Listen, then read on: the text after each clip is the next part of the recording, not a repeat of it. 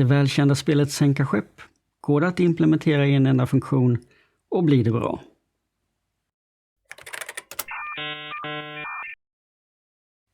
Hej och välkommen. Jag vill ha en lagom stor kodmassa att refaktorisera och tänkte att spelet Sänka skepp kanske skulle kunna vara lämpligt.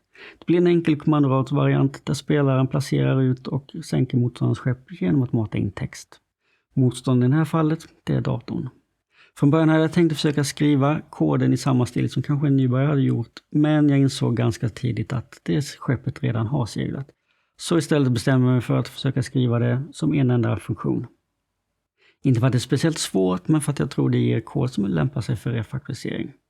Dessutom är vissa delar av koden skrivet på ett klumpigt sätt. Det hittar en länk till koden i beskrivningen. Koden innehåller en del medvetna fel och brister, men också åtminstone ett oavsiktligt fel. Jag valde att ta med det för jag gillade hur det yttrar sig. Hur många fel kan du hitta? Låt oss börja.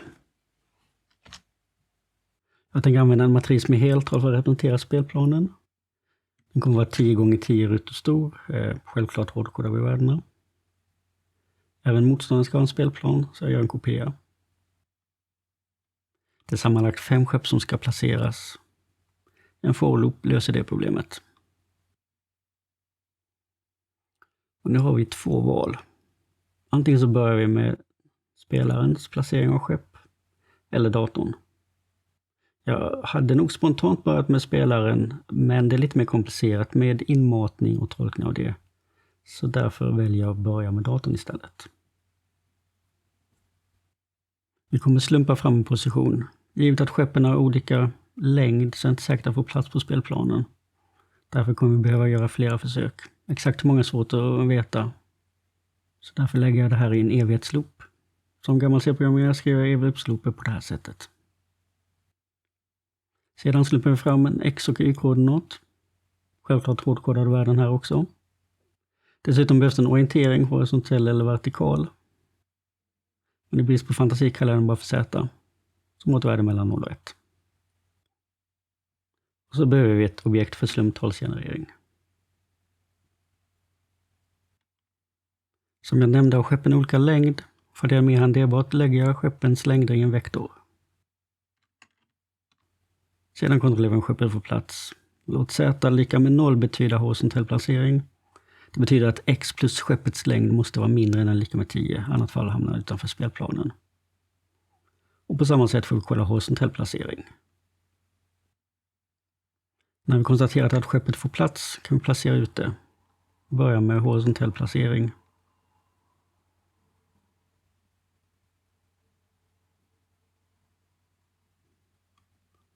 En 1 betyder att det är ett skepp placerat i rutan. Och sen kopierar vi koden för vertikal placering och modifierar den. Avslutningsvis hoppar vi ur evighetsloopen när vi har placerat ett skepp. Och nu ska spelaren placera ut sina skepp. Det är återigen 5 skepp som ska placeras. Och spelaren kommer säkert behöva många försök på att placera ut dem. För att underlätta placerandet för spelaren så skriver jag ut spelplanen. Jag börjar med den övre och undre linjen på spelplanen plus namnet på kolumnerna. Därefter behöver vi skriva ut varje rad på spelplanen.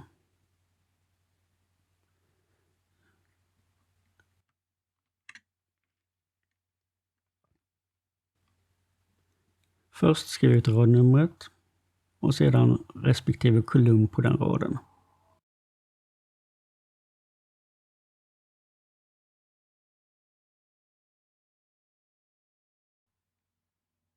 Om det finns en nolla så betyder det att rutan är tom.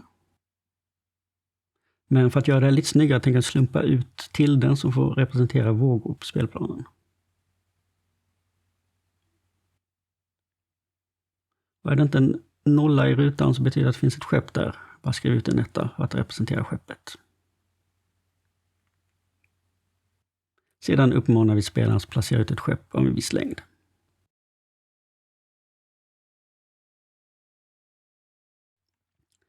Spelaren matar in ett värde. Innan vi kan använda värdet måste vi validera att det är korrekt. Och börja med kontrollera längden. Det ska vara 3 tecken. Är det inte 3 tecken så skriv ut ett felmeddelande. Första positionen ska man ange kolumnen. Och den ska ha ett värde mellan A och J. Om den inte har det, skriv ut ett felmeddelande.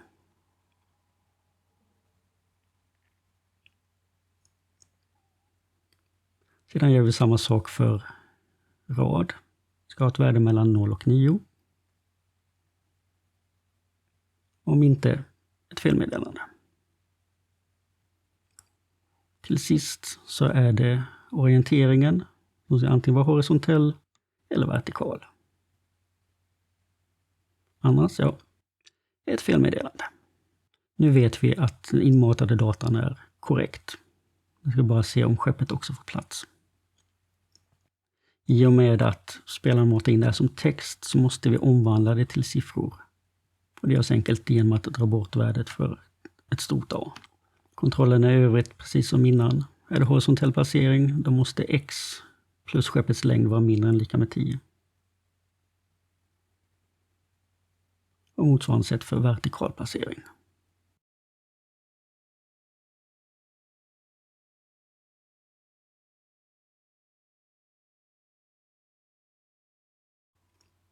Annars skriver vi ut ett felmeddelande.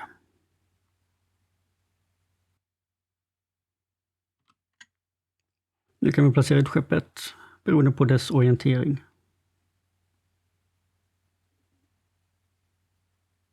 Det blir på samma sätt som placerade ut datorns skepp. Enda skillnaden här är att vi måste omvandla från text till heltal.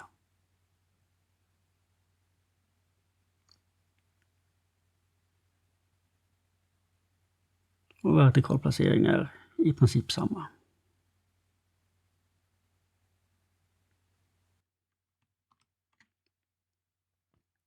Har vi återigen placerat ut skepp och hoppar ur evighetsloopen. Nu är placeringen av skeppen komplett så då kan vi testa koden. Ja, tydligen så har vi lite kompileringsfel som vi måste ta hand om först.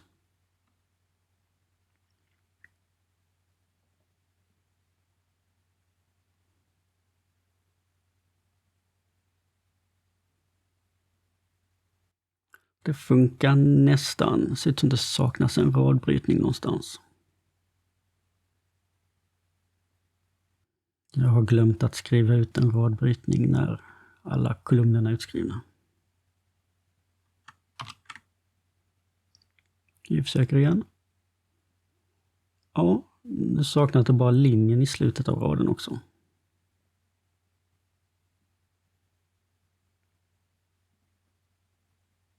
Så, snyggt. Så kan vi prova att mata in lite olika värden. Börja med någonting felaktigt. Vi får ett felmeddelande, invalid format.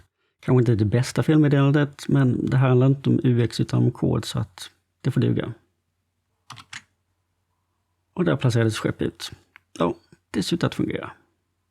Eller inte. Nästa gång färdigställer jag spelet. Men tills dess, håll din mjukvara mjuk.